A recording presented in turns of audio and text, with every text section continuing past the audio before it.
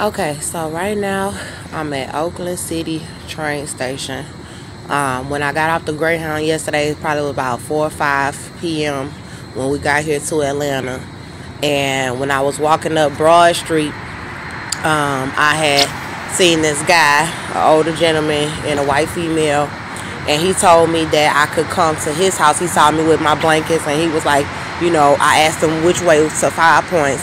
And he was like, you good, what's going on? I was like, he told him, I was homeless, and he offered for me to come to his house to stay the night. So I told him I was going to go get me something to eat first downtown, and then I'll let him know because he was still going to be in the area. The chick didn't come to his house. They was just hanging out for a little bit. And then I met with him because I had called my stepsister. Well, she's my ex-stepsister. My dad was married to her mom. I called her to see if I could stay the night at her house, just to see, when I could call the shelters, because it was after the intake time, or it was getting close to the time where they wouldn't be accepting, so I knew I would have to stay at someone's house.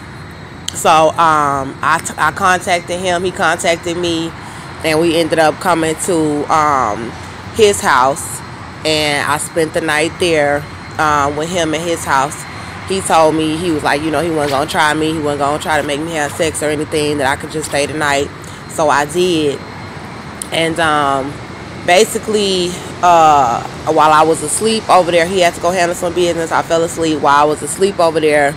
The Holy Spirit came over me and was letting me know that I need to work towards my independence, because my family is trying to have me, or that people just trying to have me up in different houses like I'm in a home or something, and I'm not trying to say that's what he was trying to do. I'm just saying in general what has been going on in Texas and with my family, and that it can continue to happen if I do not try to work towards my independence.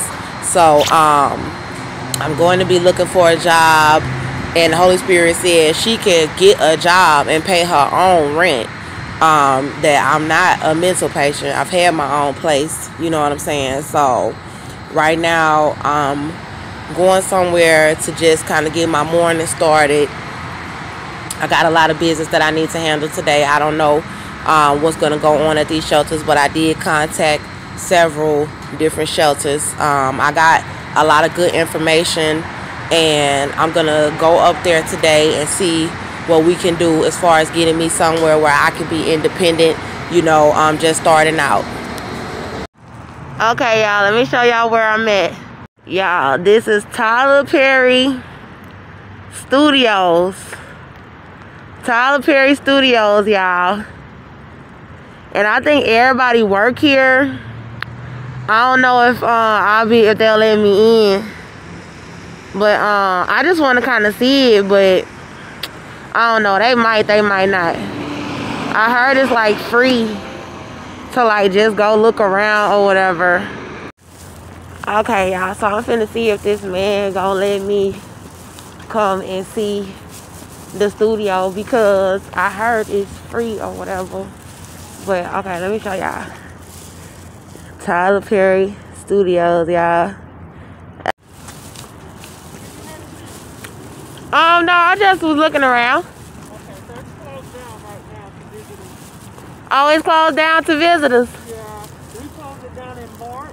Uh-huh. As a result of the COVID-19. Okay. And he hasn't reopened it back up for visitors. But he used to let his guests come on. Yeah, I know. I heard on the reviews that he used to let them come on.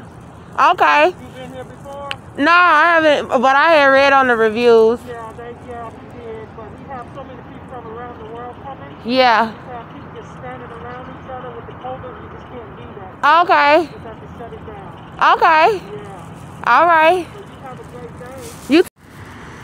So they refused to let me come and see it because they got the COVID stuff going on or whatever. But I was right at Lakewood Fort McPherson, and I'm on the way to the shelter, so I thought it'd be cool to stop by. I think Tyler Perry should do a movie about my life, because the Holy Spirit has revealed to me that Americans do want to do a story about my life, but they want to lie about it. Y'all know how it is when they lie about everything, like after the people long gone and dead. Yeah, the Holy Spirit was revealing to me that people that know me, that know that my white baby daddy was abusing me, they all want to put together this story and try to say, oh, I was this gold digging black woman that just gold digging, and that I just love to shop, and you know, all of this, and tell the Andrea Jones story like I'm just this gold digging whore that just love to go shopping and all of this nonsense. But then the truth about my story, they want to hide and cover it up. And you know, one thing about Tyler Perry movies that I will say, I was not going to go into a lot of detail, but one thing I will say is most of the movies are like black women being abused. You know, it's a lot of stuff about people who are in the LGBT community. You know, it tells a lot of our stories on the surface, you know. But for me, as a black woman, I'm gonna walk around the gate and see what I can see. Nah, I ain't really nothing. But me as a black woman, I'm gonna keep walking and see what I see. But me as a black woman, I feel like for a white male to have been abusing a black woman, you never see that. You know, who has really done that type of story? You know, and I think, you know, even though Tyler Perry probably would want to stay far away from the Andrea Jones story, because I tell it like it is. I'm not here to please a white audience. I'm not here to please a black audience. I'm here to tell the truth about my life. And basically, my thing is, this white man was abusing me. You know, I'm pregnant. My whole family turned on me for this young white man. My entire country turned on me for this young white man. That would be an awesome story to tell. And I would love to do my own movie about my life. About the truth about my life. You know what I'm saying? Because you have never seen a movie like that with Tyler Perry. You know, a young black woman from Atlanta, Georgia. You know, I was born in Chicago, but I was raised in Atlanta, Georgia. And I moved to Texas with, you know, my family, but this young white man was abusing me, and I shot him. And I went to jail, and I went through the courts, and I went through the inmate abuse and the torture as a pregnant black woman in the system. And I was released pregnant with this child, and I had people trying to pay me out to be a mental patient. You know, I went through my breakdowns and the distress that an African American woman goes through in these times under those type of circumstances. And I'm back out here in Atlanta, Georgia, homeless. You know, they tried to sex traffic me. They tried to have me on drugs. I mean, this is an awesome story to tell. And I understand people want to try to paint the narrative out a certain way, but it don't have to end that way. You know what I'm saying? And a lot of the movies, you know, have a really good ending. Some of them might have a bad ending. But God has shown me a good ending for my life.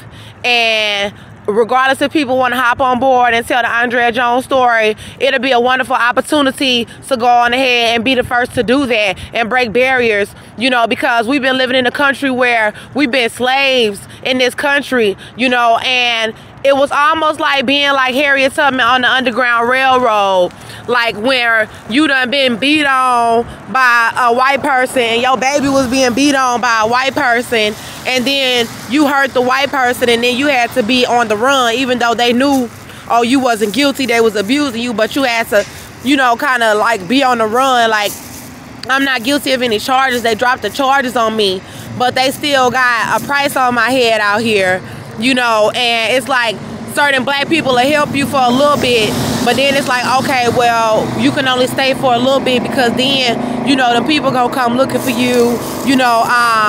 because it's like a black person in them times where, like, think about it, during the times where they told us that we was enslaved, where a black person hurt a white person and the white person was hurting them and their child, but then they ended up having to be on the run. That's kind of like what I'm going through in the court system. Even though we have rights, they dropped the charges, but as a black woman in a male patriarchal society, a woman protecting herself from any man is frowned upon, let alone a white man, and there are still a lot of racial stereotypes behind colorism in our community, with light-skinned women expected to be sitting in the house like somebody's breeder, getting beat on and mistreated. We talk about the struggle of dark-skinned African-American women a lot, but we really don't talk about the stories of the light-skinned women and what we have to go through as well, being outcast from society when you stand up for yourself. And so that's what happened to me. I had to stand up for myself, and I'm being outcast from the community because I protected myself from a white person. So these are the products of systematic oppression, to where we still have that mentality to try to outcast an African American person who had to defend themselves from a white man. This was something that they did 30, 40, 50 years ago. If you defended yourself 60, 70 years ago on a plantation, then you would have to run and nobody would want to help you, and they would have a price on your head or a bounty for you. And regardless if they knew what this white man was doing to you and your children or not, because we were enslaved. But now we are free, and I still have to run from my own people trying to sell me out, Uncle Tom's, you know what I'm saying? And I still have to try to run from racist white people because I had to protect myself and my child from a white man. And we all know how they did pregnant black women in those times. And I'm still the product of my ancestors. And I'm out here pregnant. And it shows the systematic oppression does trickle down even to this new generation, for me to be out here pregnant and for my own family to be acting like they're on a plantation, like they gotta try to hide my pregnancy and lie on me just to be good with our former slave masters. We are not slaves anymore, but yet we are still the product of it. And I believe it'll be a really good story to tell, because I made it through, and I'm right here, still out here by myself fighting for my life. So I'm about to go to this shelter. I'm gonna try to call some of my family that I know down here who called me last night, but I was asleep. And I'm gonna call and I'm gonna see, what they have to say or whatever. But, the Lord has already let me know that I pretty much cannot trust anybody at this point, so I'm gonna just pray about it, and I'm gonna just keep it moving.